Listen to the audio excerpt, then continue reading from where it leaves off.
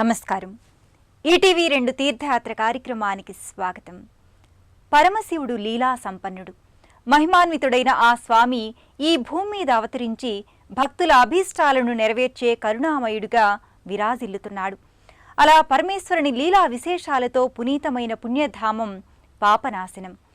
తమిళనాడు రాష్ట్రంలోని తిరునల్వేలి జిల్లాలోని ఈ దివ్యక్షేత్రంలో భక్తవశంకరుడు అగస్తేశ్వర స్వామిగా పూజలందుకుంటూ భక్తుల నీరాజనాలందుకుంటున్నాడు.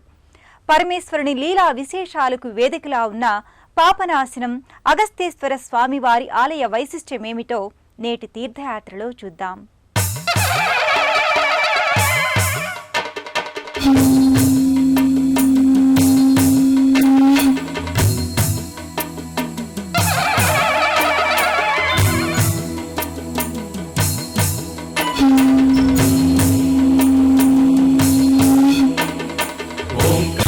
ह्रींकार श्रीकार साकार श्रीगंगमांबाधरा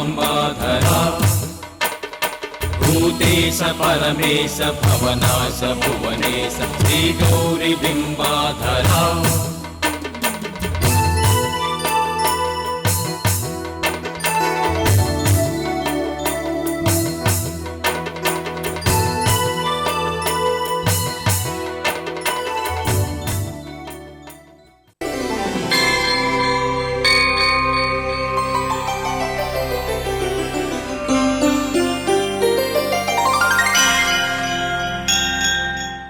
పాపనాశనంలో ఉన్న శ్రీ అగస్తేశ్వర స్వామివారి ఆలయం అతి ప్రాచీనమైనది.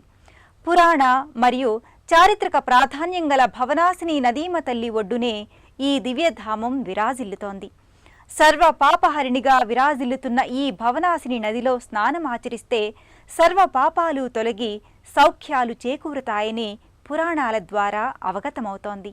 నమఃశివాభ్యామతి సుందరాభ్యాం అత్యంతమాసక్త హృదంబుజాభ్యాం అశేషలోకైకహితం కరాభ్యాం నమో నమశంకర పార్వతీభ్యాం అంటూ శ్రీ అగస్తేశ్వర స్వామి వారి నామస్మరణతో మారుమ్రోగుతున్న దివ్యధామం పాపనాశనం. ఈ దివ్యక్షేత్రానికి చేరుకున్న భక్తులు ముందుగా ఆలయానికి సమీపంలో ప్రవహించే భవనాశిని నదికి చేరుకుంటారు. భవము అనగా సంసారమని, పాపము అనే అర్థాలున్నాయి. సంసార సాగరం నుంచి తరింపచేసి సంసార బాధల్ని, పాపాల్ని పోగొట్టే దివ్య శక్తి ఈ భవనాశిని జలానికి ఉన్నట్లు చెబుతారు. భక్తులు ఈ భవనాశినిలో భక్తి శ్రద్ధలతో స్నానాదికాలు చేసి ఓం అగస్తేశ్వర స్వామియే నమః అంటూ ముందుకి కదులుతారు. సాక్షాత్తు అగస్త్య మహామునికి జన్మనిచ్చిన పరమ పావన క్షేత్రంగా పాపనాశనం విరాజిల్లుతోంది.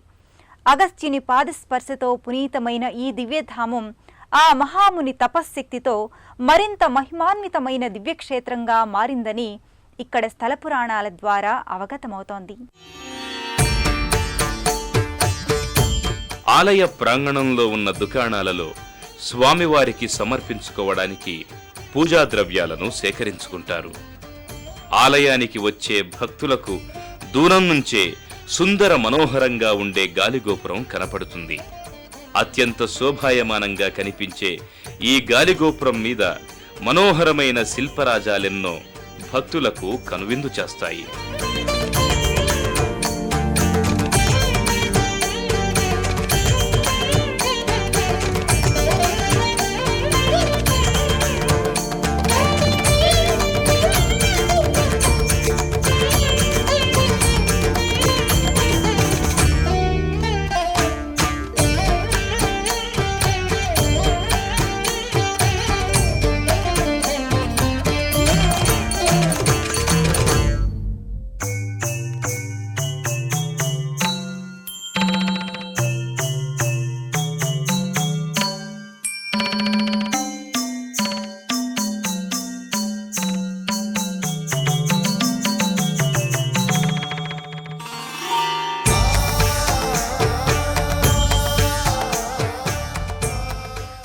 శివుడు కొలువైన ఈ దివ్యక్షేత్రాన్ని దక్షిణ కాశీ అని పిలవడం జరుగుతోంది.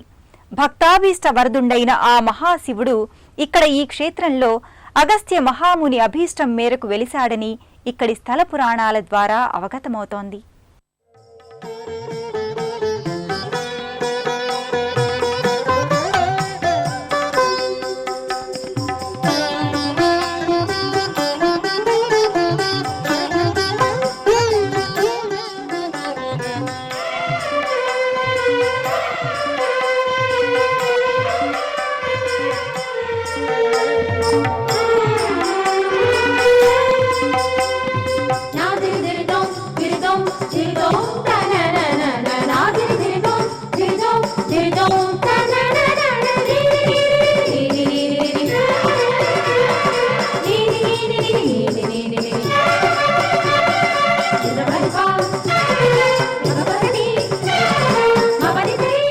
ఈ ఆలయంలో కొలువైన మహాశివుణ్ణి అగస్త్యుడు ప్రతిష్ఠించడం వల్ల ఈ ఆలయానికి అగస్తేశ్వర స్వామి ఆలయమనే పేరొచ్చింది.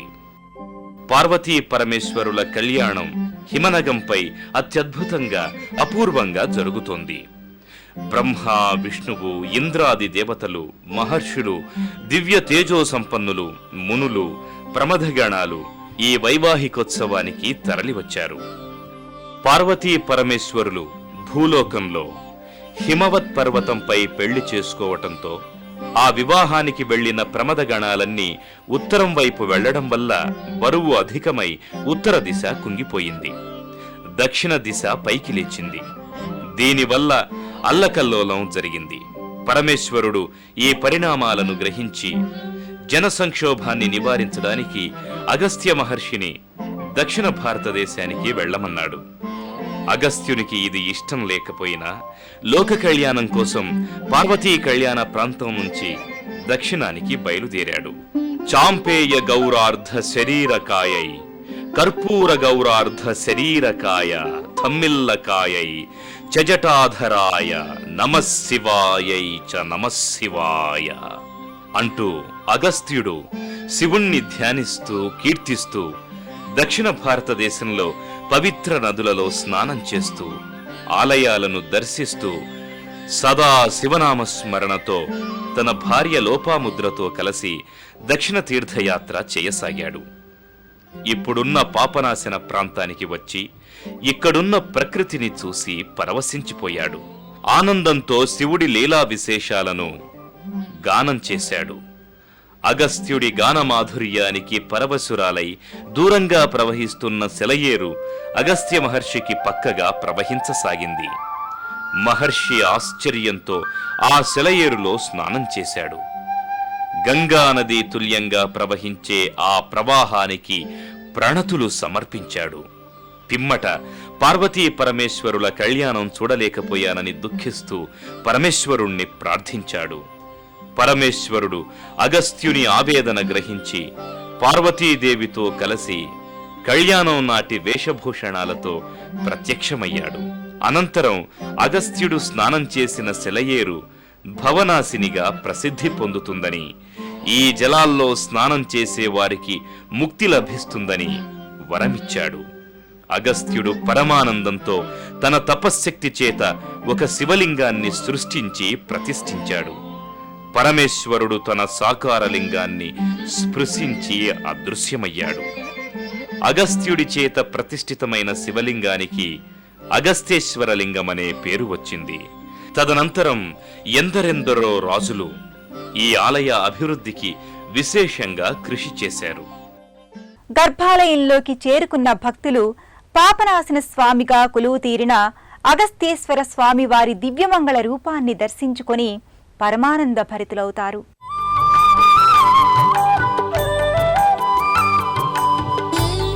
గర్భాలయంలోకి చేరుకున్న భక్తులు అగస్తేశ్వర లింగాన్ని దర్శించుకుని భక్తితో నవశివాభ్యాం నవయవ్వనాభ్యాం పరస్పరాశ్లిష్ట వపుర్ధరాభ్యాం నాగేంద్ర కన్యా వృషకేతనాభ్యాం నమో నమశంకర పార్వతీభ్యాం అని కీర్తిస్తూ తీర్థప్రసాదాలు స్వీకరించి ధన్యులవుతారు. పూరకాంతి ధవళాయ జటాధరాయ దారిద్ర్య దుఃఖ దహనాయ నమః శివాయ दारिद्र्यदुःखदहनाय नमः शिवाय गौरीप्रियाय रजनीशकलाधराय कालान्तकाय भुजगाधिपकङ्कणाय गङ्गाधराय गजराजविमर्दनाय दारिद्र्यदुःखदहनाय नमः शिवाय दारिद्र्यदुःखदहनाय नमः शिवाय।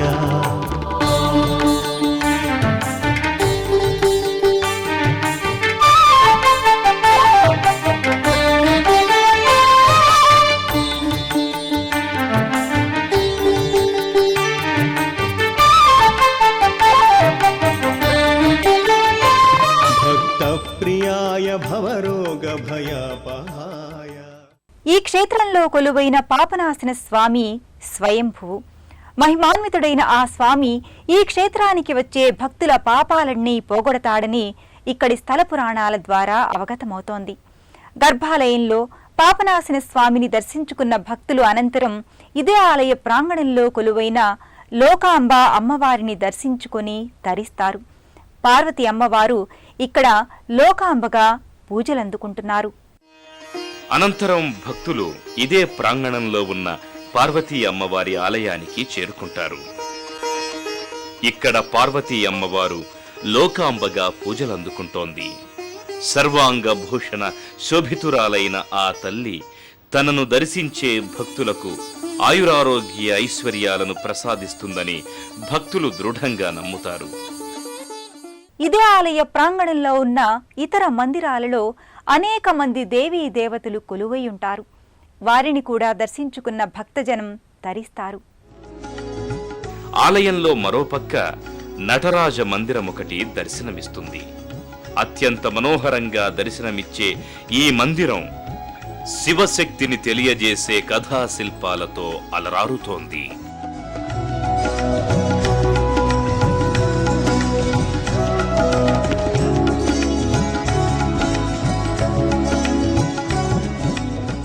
వివిధ ఉపాలయాలతో, శివపరివార దేవతలతో, శైవాగమ పూజా సంప్రదాయ చిహ్నాలతో ఉన్న ఈ ఆలయంలో అగస్త్య మహర్షి పరమేశ్వరుణ్ణి అర్చించిన అనేక విధాలు గల శిల్పాలు కనిపిస్తాయి.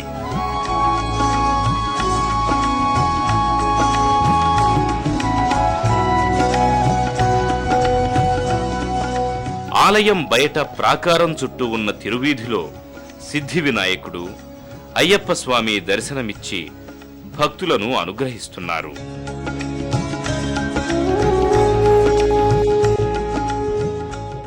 భక్తులు ఇక్కడకు సమీపంలోని పొదిలే హిల్స్కు చేరుకుంటారు.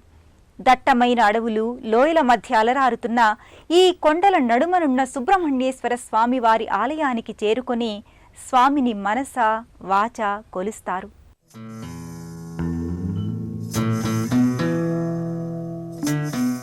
ఈ క్షేత్రంలో భక్తులకు వల్లీ దేవసేన సహిత సుబ్రహ్మణ్యేశ్వర స్వామి ఆలయం కనిపిస్తుంది.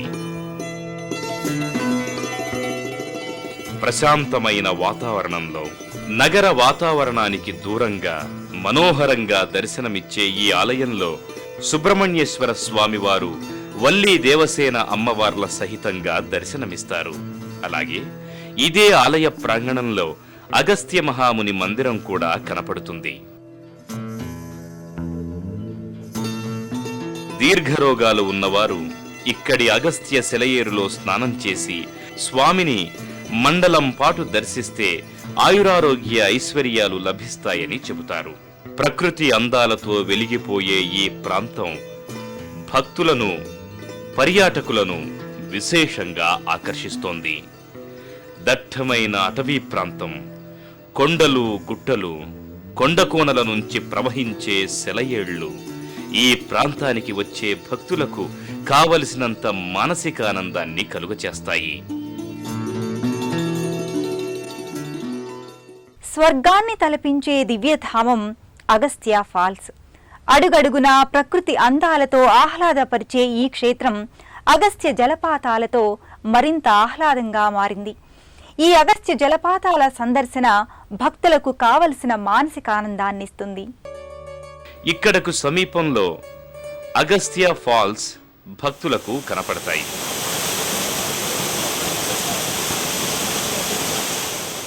కొండల మీద నుంచి వచ్చి పడే ఈ జలపాతాలు ప్రకృతి సౌందర్యాన్ని పెంచడమే కాదు, భక్తులకు విశేషమైన మధురానుభూతుల్ని మిగులుస్తాయి.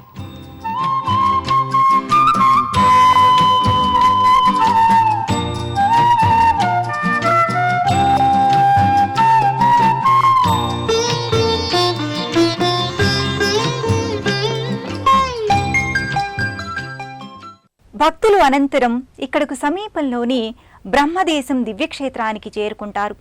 అత్యంత పురాతనమైన కైలాసనాథుడి ఆలయాన్ని దర్శించుకొని భక్తితో పులకించిపోతారు.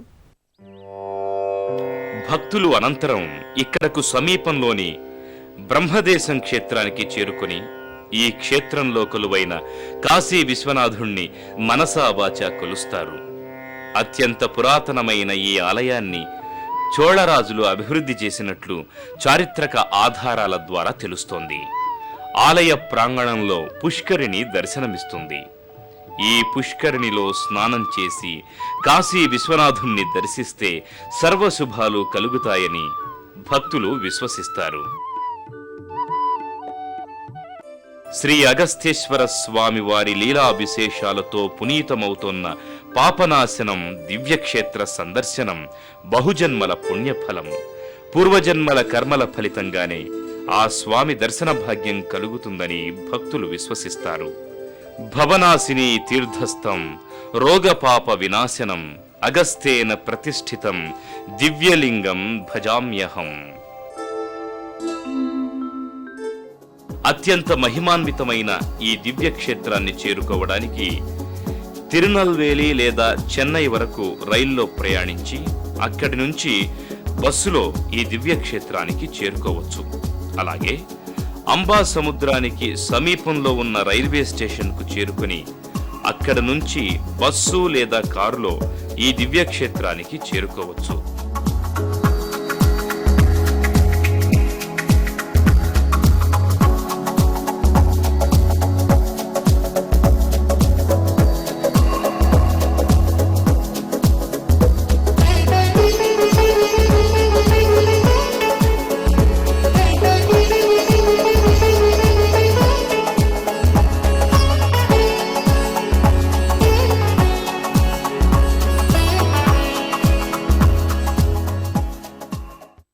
భక్తుల పాపాలు తొలగించే భక్తవరదుడు శంకరుడు. ఆ మహేశ్వరుడు నీలకంఠుడిగా పరమశివుడిగా పూజలందుకుంటున్న అగస్త్యేశ్వర స్వామి వారి కరుణా కటాక్ష వీక్షణాలు అందరి మీద ఉండాలని కోరుకుంటూ మరో తీర్థయాత్ర కార్యక్రమంలో మళ్ళీ కలుసుకుందాం. అంతవరకు సెలవు. నమస్కారం.